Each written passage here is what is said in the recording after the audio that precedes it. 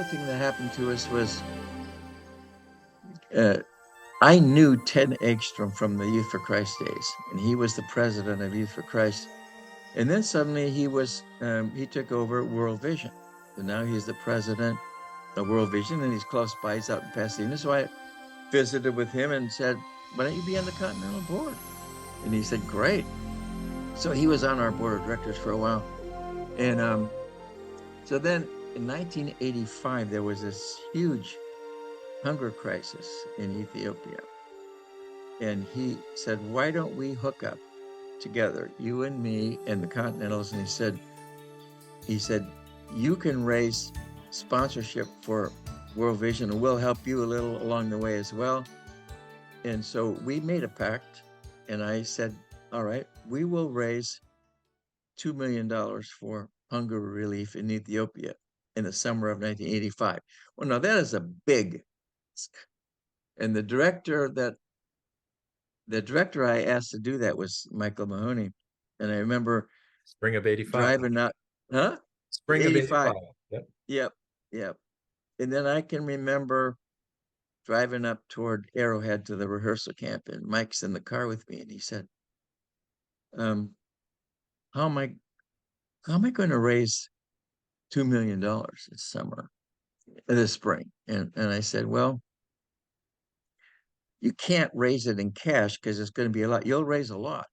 But see, what happened was they flew to the project that World Vision had in Kenya, and they had all of their film people there, right? So they filmed the group, the Continental group, da da da da da, and they put it together really quick, and then when the group came back to the States, the videos and the slides were ready.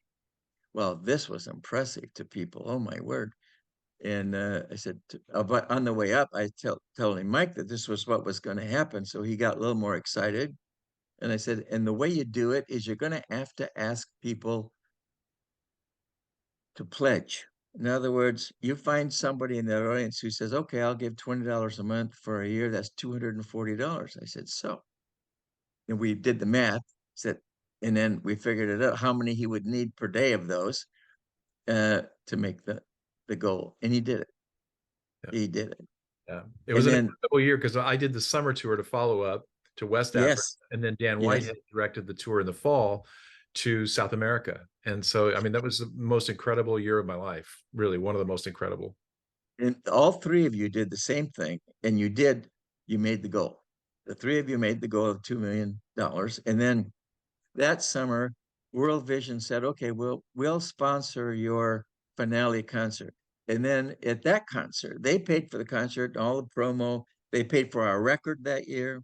That was a Together We Will Stand record. They put a lot of money in the record, and we had all the major Christian artists on that record. Also raising money for World Vision. So it was Amy Grant, Michael W. Smith, Wayne Watson, the Imperials, uh, and down the line. All these great, great artists.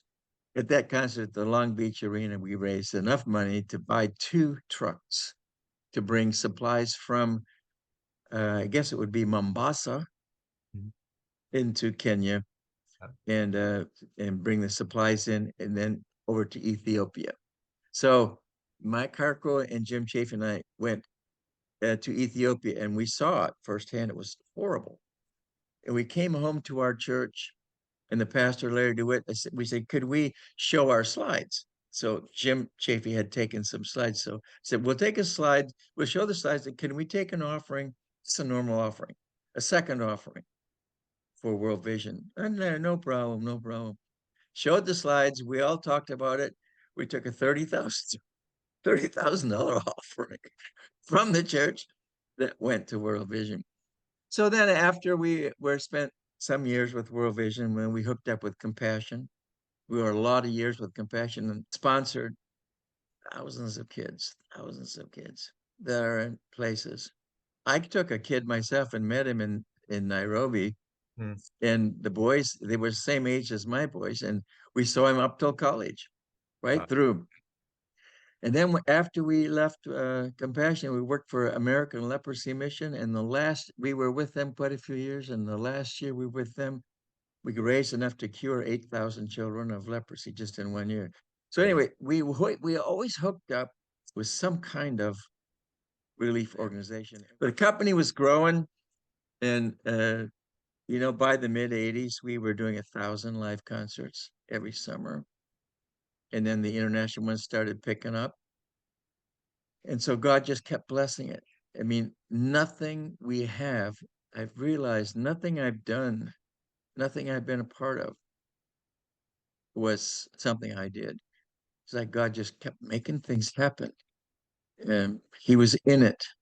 And so it wasn't being stopped. It was expanding, expanding, expanding. It was really fun Yeah. to be a part of it, but I sure felt like I was being used. And I loved every second of it. I loved being used. I wanted to make a difference in the world. We did. We still are. And I'm very, very grateful for that. Yeah.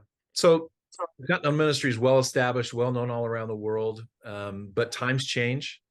And you talked about choreography in the early days, and then later on, some of the groups were doing incredibly aggressive choreography, and it was so well received. So times change. And one of the things I appreciate about you is your creativity and your willingness to innovate and to do something entirely new. And one of the things that I bet a lot of people wouldn't believe that you were the one who created it, but that was the Young Cons and the whole style of the Young Continentals ministry. Talk about that for a second. How did that happen? Where did it come from? Yeah. Some of the styles came from the music I was looking for. I had to find, well, first of all, my daughter Regan was writing songs, and she was a young teenager, 12 or something, 13. I forget how old she was. 92. She would have been All right. 17, 15, 14, 15. I don't know.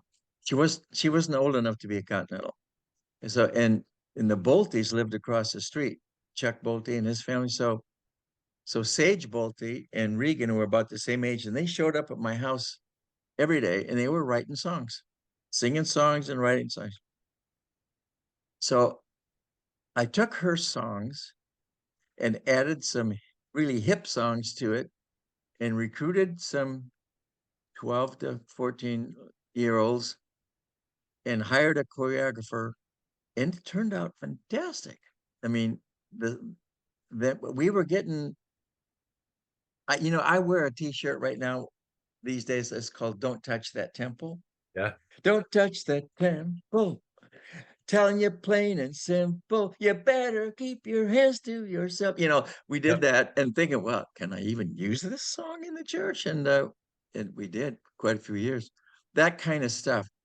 And then we hired Lisa Balesi Yep. to do the choreography for that first Young Cottons, and boy, she had them dancing in every direction. Yep. So it created a whole new thought.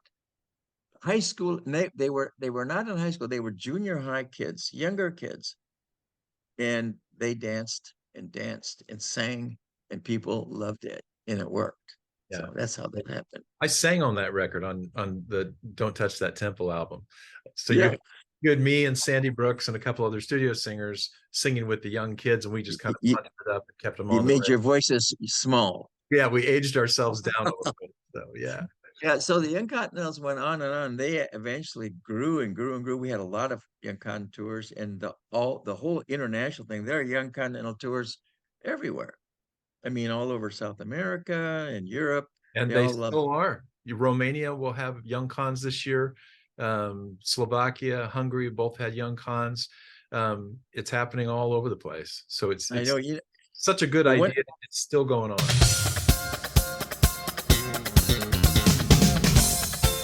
Have you ever wished you could gift your life-changing Continental experience to someone else? Well, you can. Your monthly giving can make a huge impact for our teams all over the world. Did you know that this year, we'll have more than 20 Continental groups on the road, communicating in 7 different languages? The Continental story goes on, so keep writing your part of it by being on our support team. And our groups will say, thank you, in 7 different languages.